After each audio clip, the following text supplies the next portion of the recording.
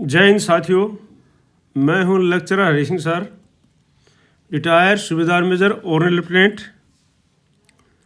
अभी मैं इस वीडियो में ज़्यादातर पूर्व सैनिकों के लिए जो मांगे हैं या जो कमेंट्स करते हैं पूर्व सैनिक, उनकी तरफ जो है ध्यान दिलाना चाहता रहता हूं कि किसी ने सच ही कहा है कि जब तक जो है बच्चा रोता नहीं तो माँ भी दूध नहीं पिलाती है।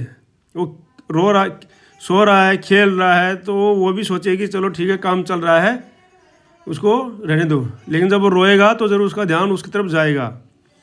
तो अभी जो है समय है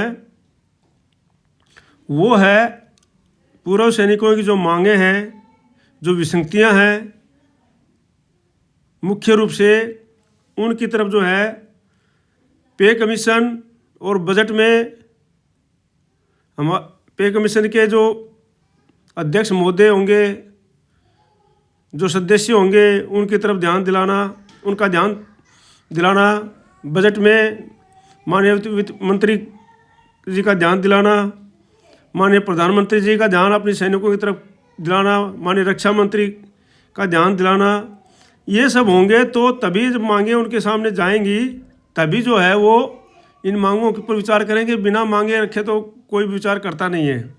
तो इसमें विशेषकर क्या क्या मांगे हैं वो इस प्रकार से हैं जो पूर्व सैनिक जो है कमेंट करते रहते हैं। अभी जो है आज की वीडियो में है कि अखिल भारतीय रक्षा कर्मचारी संघ ने वित्त मंत्री निर्मला सीतारमण को पत्र लिखा है जिसमें लगभग दर्जनों मांगों को पूरा करने का आग्रह किया है। ये उनका अलग पत्र है, मैं इसमें आपको कोई धोखे में नहीं डालना चाहता हूँ। ये उनका अलग लिखा हुआ पत्र है। दूसरा अलग से एक है जिसमें अमर उजाला ने छापा है कि जो है डीए क्या केंद्र सरकार लौटाएगी 18 महीने का डीआर का बकाया 34,400 करोड़ ₹2। तो इसके ऊपर मैं एक लेख लिखा हुआ मैं आपको दिखाऊंगा, और वो भी जो कि इसके अंदर जो है कर्मचारियों की मांगे हैं। और जो अभी जो है पूर्व सैनिकों द्वारा 8वें पे कमीशन के सम्मुख विचारार्थ कुछ विषय हैं, ये रखे जाने चाहिए। ये मैं आपको दिखाऊंगा उसमें जिस पूर्व उनमें से मुख्य ये दिए हैं मैंने, ये आपको मैं आपके वीडियो में आपको आगे चल करके दिखाऊंगा। ये तो मैंने इसमें लगा दिए हैं। तो अगर आप इस चैनल में नया पहली बार देख रहे हैं तो इसको सब्सक्राइब कर लीजिए, लाइक कर दीजिए और शेयर कर दीजिए ताकि ज़्यादा से ज़्यादा लोगों तक ये मांगे जाएं। और जब क्योंकि प्रजातंत्र है, डेमोक्रेसी है, प्रजा का राज है, तो जहाँ पर ज़्यादा लोग हैं, ज़्यादा जनता जुड़ेगी, उसी के उनकी मांगी जाएंगी। और सबका नेताओं से संबंध होता है। आपको पता है कि जो हमारी OROP थी काफ़ी समय से चलती आ रही थी, लेकिन जब माननीय प्रधानमंत्री जी ने पहली बार 2014 में जब इन्होंने अपना जो चुनाव प्रचार का अभियान शुरू किया था तो पहली रैली इन्होंने भूतपूर्व सैनिकों की रेवाड़ी में की थी। और उन्होंने क्या, भूतपूर्व सैनिकों ने यह मांग रखी थी उस समय, मैं भी उस रैली में था, कि भाई हमारा OROP जो है ये लागू होना चाहिए। और माननीय प्रधानमंत्री ने देखा कि हाँ इतने पूर्व सैनिक हैं तो ज़रूर इनके ऊपर विचार किया जाए। तो उस समय वो OROP लागू हुआ, जिसमें कुछ विसंगतियाँ हैं तो वो आगे की बातें वो होती रहेंगी। लेकिन मतलब कहने का मतलब है कि जब आप रखेंगे ही नहीं तो पता कैसे चलेगा, पता नहीं चलेगा तो कौन मानेगा। तो ज़रूरी बात है आप लोग ज़्यादा से ज़्यादा इसको शेयर करें। और मैं तो जो वीडियो बना रहे हैं, जो साहिबान जितने भी है, चाहे कोई भी साहिबान है, मैं उनसे भी यह अनुरोध करता हूँ कि इन मांगों को अभी समय है 8वें पे कमीशन में रखने का। पे कमीशन आउट होने के बाद में तो आप बोलते रहेंगे, हम बोलते रहेंगे, उसका कुछ नहीं होने वाला है। तो ये मांगे रखी जानी चाहिए। कुछ मांगे जो भूतपूर्व सैनिकों जो कमेंट्स कर रहे हैं वो मांगे रखी जानी चाहिए। तो अगर आप इस वीडियो में नए हैं तो सब्सक्राइब कर लीजिए, लाइक कर दीजिए और शेयर कर दीजिए। चलते हैं, देखते हैं अभी आगे। अब ये केंद्रीय बजट आ रहा है, अभी इसके क्या क्या उम्मीदें हैं ये इसमें एक लेख है। इसमें मैं आपको ज़्यादा समय नहीं बर्बाद करता हूँ। इसमें NPS वगैरह है, UPS है, तो ये तो उन कर्मचारियों के लिए UPS तो लागू हो ही गया है। उसमें जो विसंगतियाँ होंगी वो बाद में होती रहेंगी, लेकिन ये केंद्र सरकार ने लागू कर दिया है। इसके ऊपर मैंने अलग से वीडियो बना दिया है, जिस भी साहिबान को देखना होगा तो उसमें देख सकते हैं। अब जो है बजट 2025 10 लाख रुपए तक आयकर में छूट, ओपीएस जैसे प्रावधान, क्या ऐसा करने पर राजी होगी सरकार? अखिल भारतीय रक्षा कर्मचारी महासंघ ने वित्त मंत्री निर्मला सीतारमण को पत्र लिखकर लगभग दर्जन भर मांगों को पूरा करने का आग्रह किया है। महासंघ ने अपने पत्र में कहा है कि जब केंद्रीय बजट पेश हो तो उसमें रक्षा कर्मचारियों की मांगें को लेकर सरकार का सकारात्मक रुख नजर आए। तो ये जो है पुरानी मांगे थी, पुरानी पेंशन तो जो भी है ये उसमें मांगे ज़्यादा मैं नहीं दिखा रहा हूँ आपको। अब जो है भारत सरकार ने Shri Shiv Gopal Mishra ji, secretary staff side NC JCM से terms of reference for and pay commission के लिए मांगे हैं। तो टर्म्स ऑफ रेफरेंस ये लेटर मैंने आपको दिखाया था, इसका मैंने इसमें लगा रखा है, वो पहले दूसरे वीडियो में मैंने दिखाया था आपको, और इसमें भी उन्होंने लिखा है कि द टर्म्स ऑफ रेफरेंस के लिए। तो ये जो है सरकार ने भेजा है श्री शिव गोपाल मिश्रा जी को, सेक्रेटरी ऑफ स्टाफ साइड से, और उनसे मांगे। टर्म्स ऑफ रेफरेंस का अर्थ होता है विचारार्थ विषय, कि भाई आपके कौन कौन से विषय हैं, कौन कौन सी बातें हैं जो कि पे कमीशन में विचार करने लायक हैं। तो ये हर एक पे कमीशन में, 7वें पे कमीशन का भी है इसमें, ये तो अभी का है अभी, और 7वें पे कमीशन में दिखाऊँ, उसमें विचारार्थ विषय मांग रखे हैं, वो मैंने अगले वीडियो में दिखा रखा है। तो पूर्व सैनिकों के लिए भी एक सर्विसमैन एसोसिएशन से भी मांगे जाएंगे ये, और जरूरी बात है हर एक डिपार्टमेंट से पे कमीशन के जो अध्यक्ष महोदय होंगे, जो सदस्य होंगे, वो मांगेंगे। और तभी इसके ऊपर हमने भी इसके लिए पे कमीशन के सदस्यों के सामने एक बार जो चौथा या 5वां पे कमीशन था उसमें हमने डेमो दिया था, एनसीओज का, जेसीओज का क्या ड्यूटी होती है, एनसीओ की क्या ड्यूटी होती है, और जवान के क्या काम करते हैं, किस प्रकार से मेहनत करते हैं, वो सारा डेमो हमने दिया था उस समय। तो वो मांगते हैं। तो अभी जो ईएसएम एसोसिएशन के सदस्यों से पूर्व सैनिकों का अनुरोध है कि कुछ पूर्व सैनिकों की विसंगतियों के बारे में इस वीडियो में उल्लेख है, उनको भी 8वीं सीपीसी में विचाराधीन रखा जाए। तो ये रखना चाहिए उनको। जैसे सबसे पहले तो सबसे ज़्यादा तो कमेंट्स ये आ रहे हैं कि सर मैंने 22 साल नौकरी, 24-26 साल नौकरी किया, मुझे तनख्वाह मिल रही है सिर्फ 22 साल की। हौलदार के कमेंट्स आ रहे हैं कि मैं 24 साल नौकरी करके आया और मुझे 20 साल के बराबर इंक्रीजमेंट मिल रहा है, उसके बाद इंक्रीमेंट लगता है नहीं है। जेसीओज के भी, सूबेदार मेजर के भी, और लेफ्टिनेंट साहब जो हैं उनके भी। तो सबके कमेंट्स ये आ रहे हैं कि हमने इतनी साल नौकरी किया और कम, तो मेरा तो ये अनुरोध रखा जाए उन पे कमीशन के सदस्यों के सामने कि बस जो सैनिक जितने साल नौकरी करता है हर साल उसका इंक्रीजमेंट चाहे जो भी लगता है वो इंक्रीजमेंट लगना चाहिए, ताकि उसको संतुष्टि रहे कि भाई मैं इतना साल नौकरी करके आया हूँ, मुझे इसका बेनिफिट मिल रहा है। तो ये पक्का पे कमीशन में, और ये पेंशन के ऊपर भी लगना चाहिए, और उस पर तो लगता ही है, सर्विस पर्सन में तो लगता है, लेकिन पेंशन के ऊपर भी लगना चाहिए ये इंक्रीजमेंट। सर्विस कर रहे हैं उनका तो हर साल 3% इंक्रीजमेंट लगता है। लेकिन ये जो है पेंशन के ऊपर भी, जैसे मान लो कोई हौलदार है या कोई नायक है, 19 किया तो 19 साल वाले की अलग पेंशन, फिर 20 साल में उसका इंक्रीजमेंट थोड़ा बढ़े, 21 में थोड़ा बढ़े, 22 में बढ़े, 23 में बढ़े, इस प्रकार से वो जितनी साल करके आया है उतनी साल का इंक्रीजमेंट उसको लगना चाहिए। ये मैं ये नहीं कह रहा कि यहाँ पर पेंशन आने के बाद में इंक्रीजमेंट लगना चाहिए, बल्कि जो है उनका जितनी सर्विस किया है उसके ऊपर इंक्रीजमेंट मिलना चाहिए उसको।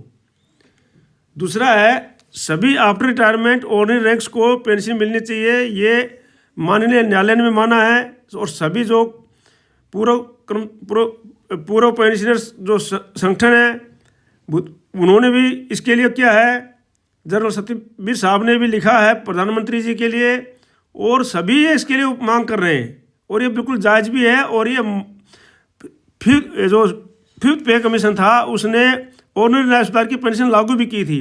अब सवाल ये है कि जब ऑर्डिनरी न्यायसूदार को पेंशन मिल रही है तो ऑर्डिनरी सूबेदार को क्यों नहीं मिल रही, ऑर्डिनरी सूबेदार मेजर को क्यों नहीं मिल रही, ऑर्डिनरी हवलदार को क्यों नहीं मिल रही, ऑर्डिनरी लेफ्टिनेंट को क्यों नहीं मिल रही, जो आफ्टर रिटायरमेंट है तो उनको भी मिलनी चाहिए।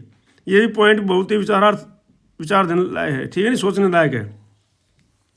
और जो है जब आप जेसीओ जो है गजेटेड ऑफिसर बन गया है तो उनको बराबर उनको पेंशन मिलनी चाहिए जो सिविल में यहाँ पर मिलती है, क्योंकि सिविल में जो है गजेटेड ऑफिसर का जो है, जब मैं सिविल में आके गजेटेड पोस्ट में, जूनियर गजेटेड पोस्ट में लगा था तो उस समय हमारी पे थी 47,500, 7th पे कमीशन ने फिक्स की थी। उससे पहले तो अलग थी, वो ग्रेड अलग था उस समय, लेकिन जो 7th पे कमीशन आया था तो उसने 47,500 फिक्स की थी।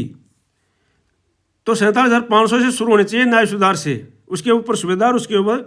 तो जब न्याय सुधार की बनेगी तो ऑटोमेटिक हवलदार के ऊपर चली जाएगी, हवलदार का पे लेवल बढ़ जाएगा, उसके बाद नायक का भी बढ़ जाएगा और सिपाही का बढ़ जाएगा, सभी का बढ़ जाएगा। मैं सिर्फ जेसीओ की बात नहीं कर रहा हूँ, मैं सभी का बढ़ रहा हूँ। सिपाही से लेकर सूबेदार मेजर तक पे लेवल भी बढ़ना चाहिए। तो जब इनका जेसीओ का पे लेवल बढ़ेगा तो ऑटोमेटिक ज़रूरी है कि सिपाही से नायक और हवलदार का पे लेवल अपने आप बढ़ जाएगा। तो ये भी मांग बहुत इंपॉर्टेंट मांग है। और इक्वल एमएसपी की मांग तो हमेशा चलती आ रही है, इक्वल एमएसपी की मांग चलती आ रही है। और दूसरा जो पीएमआर की मांग है वो भी रखे हुए हैं कि भाई पीएमआर को भी जो है ये पेंशन मिलनी चाहिए, पीएमआर को ओआरओपी में, पीएमआर ओआरओपी, तो ये जो है इनमें होना चाहिए। तो ये जो मांगे हैं ये पे कमीशन के सामने रखे जाएं और उनसे अनुरोध किया जाए उनके सदस्यों के सामने, जो भी हमारे संगठन हैं, क्योंकि वो मांगेंगे तो हर हालत में मांगेंगे, उन्होंने मांगना है। और उसमें ऐसा बात नहीं है, जो संगठन बनते हैं उसमें अफसर साहिबान भी होते हैं, जेसीओ साहिबान भी। मैंने पिछली वीडियो में लेटर दिखा रखा है ये, और फिर आगे फिर वीडियो बढ़ाऊंगा उसमें लेटर दिखा दूंगा। अफसर साहिबान भी होते हैं उसमें, जेसीओ साहिबान भी, आर्मी, एयरफोर्स, नेवी के सभी के होते हैं। अफसर साहिबान तो अपना जो है रिप्रेजेंटेशन अच्छी तरह दे देते हैं, तो उनका तो इंक्रीजमेंट लग जाता है, उनको सब कुछ। लेकिन जो है जेसीओ जो एनसीओ जो हमारे होते हैं वो ज़्यादा वहाँ पर रिप्रेजेंटेशन दे नहीं पाते हैं और सही ढंग से उस बात को रख नहीं पाते हैं, और इसलिए जो है वहाँ पर वो सुनाई नहीं होती है और ये विसंगतियाँ रह जाती हैं। तो अभी हमारा जो है सभी कर्मचारी, हमारे जो पूर्व सैनिक संगठन है वो रिकॉग्नाइज संगठन है, उनसे मांगेंगे तो उन सभी से अनुरोध है कि इन चीज़ों के ऊपर गौर किया जाए। और असली चीज़ ये है, जो पे फैक्टर है, वो पेमेंट फैक्टर है, वो तो सिविल के साथ में जैसे भी एडजस्टमेंट होगा वो तो होना है, वो तो होना ही है। लेकिन पूर्व सैनिकों की पहली मांगे, अगर ये पहली मांगे हो जाएंगी तो सारी चीज़ अपने आप होती चली जाएंगी, ठीक है नहीं। तो इन मांगों को उनके सामने पक्का रखा जाए, हमारा सभी से अनुरोध है। आगे है डीए, क्या बजट में केंद्र सरकार लौटाएगी? अमर उजाला की है डीए डीआर के बकाया जो है 34,402 करोड़ रुपये कैसे मिलेगा? तो इसमें अमर उजाला और ये सभी संगठनों ने मांग की है कि गवर्नमेंट जो है अगर एक बार नहीं दे सकती है तो इसको किस्तों में दिया जाए। तो इसके लिए जो है अभी मांग किया है कि बकाया 34,402 करोड़ रुपये लौटाना का आग्रह कर चुके हैं। वित्त मंत्रालय में ऐसे कई संगठनों ने अपना प्रतिवेदन दिया है, संसद सत्र में सवाल पूछा गया है, मगर अभी तक सरकार ने ऐसा कोई आश्वासन नहीं दिया है कि जिससे कर्मचारी और पेंशनर्स को उक्त राशि मिलने का कोई संकेत नज़र आता हो। जब बजट में कर्मचारियों को ये उम्मीद नज़र आ रही है कि सरकार पूरी राशि न सही उसका कुछ हिस्सा ही जारी कर दे। दरअसल ये राशि जो है कोरोना काल के दौरान के रोके के डीए डीआर के 18 महीने का है, ये अमर उजाला की है। और ये जो है मुस्कान खत्री जी हैं, उन्होंने ये लेख भी लिखा है इसके ऊपर डीए डीआर के बारे में। इस फैसले से 16 जनवरी 2020 से लेकर 2021 तक के 18 महीने के डीए का एरियर का भुगतान किया जाएगा। ये राशि कर्मचारियों के वेतन के साथ सेंशन पर भी लागू होगी। इसमें डीए एरियर्स के विस्तार से जानकारी देंगे और ये बताएंगे। इसमें लेख लिखा है, उनका लेख है। ये डीए एरियर कुछ विशेष बातें हैं, विवरण है कि आज एरियर की अवधि 18 महीने जनवरी 2020 से लेकर के जून 2021 तक। लाभार्थी हैं केंद्र सरकार के कर्मचारी और पेंशन भोगी। डीए में वर्दी है, कुल वर्दी जो 31% 3 किस्तों में है। ये भुगतान का तरीका है एक मुश्त या जैसे भी होगा। अनुमानित लाभार्थी हैं 50 लाख कर्मचारी और 65 लाख पेंशनर हैं। इसके लागू होने की तिथि थी अगस्त 2023 थी इनकी। तो ये आगे दे रखा है इसमें। डीए की गणना कैसे की जाएगी? डीए एरियर की गणना निम्नलिखित तरीके से की जाएगी। 2020 से जनवरी 2020 से लेकर जून 2020 तक 4% था। जुलाई 2020 से दिसंबर 2020 तक 3% किया था। और 1 जनवरी 2021 से जून 2021 तक 4% थी। तो कहने का मतलब ये जो है डीए डीआर है, इस प्रकार से इनका कुल वर्दी बनता है। कितना मिलेगा ये उदाहरण के अंदर समझा रखा उन्होंने। सरकार ने घोषणा की कि डीए का भुगतान, ये जो घोषणा है इसमें तो मैं तो लगता नहीं है कि लेख में लिखा हुआ है, तो ठीक है ना। डीए किसे फ़ायदा होगा? केंद्रीय कर्मचारी, सभी कर्मचारी, केंद्रीय पेंशन भोगी, केंद्रीय स्वास्थ्य निगम कर्मचारी, रक्षाकर्मी और सैन्य पेंशन भोगी, सबको इनका फायदा है। सैन्य DAR का आर्थिक प्रभाव जो है, DAR के भुगतान से न केवल कर्मचारियों को लाभ होगा बल्कि इससे देश की अर्थव्यवस्था को भी गति मिलने की उम्मीद है। अतिरिक्त धन मिलने से लोगों की खरीदारी क्षमता बढ़ेगी, जिससे बाजार में मांग बढ़ेगी और अर्थव्यवस्था को बूस्ट मिलेगा, मतलब मजबूत होगी। उन्होंने डिस्क्लेमर भी दिया है, ये लेख सामान्य जानकारी के लिए, हालांकि DAR की मंजूरी सरकार द्वारा दी गई है, लेकिन इसके कार्यान्वयन में कुछ बदलाव हो सकते हैं। कृपया अपने विभाग या संबंधित अधिकारियों से क्रमश करके सटीक जानकारी प्राप्त करते हैं। वैसे तो ये लेख लिखा है उन्होंने, ये लेख लिखा है 27 जनवरी 2025 को, इसलिए मैं आपको दिखा रहा हूँ, लेकिन इसके बारे में मुझे तो कोई जानकारी है नहीं कि सरकार ने इस पर मांगा है। तो आगे जो है संसदीय समिति की जो है कि उसने मांग कर रखी है कि 65 वर्ष की आयु प्राप्त करने पर 5%, 70 वर्ष की आयु तक पहुंचने पर 10% अतिरिक्त पेंशन प्रदान करने की सिफारिश की है। 75 वर्ष तक पहुंचने पर 15% अतिरिक्त पेंशन हो। पेंशन भोगियों के लिए निश्चित चिकित्सा भत्ता बढ़ाकर 3,000 रुपये, ये सब मांगे हैं इनकी। तो ये प्रकार से 12 कंपटीशन वगैरह की जो मांगे हैं ये रखी हैं।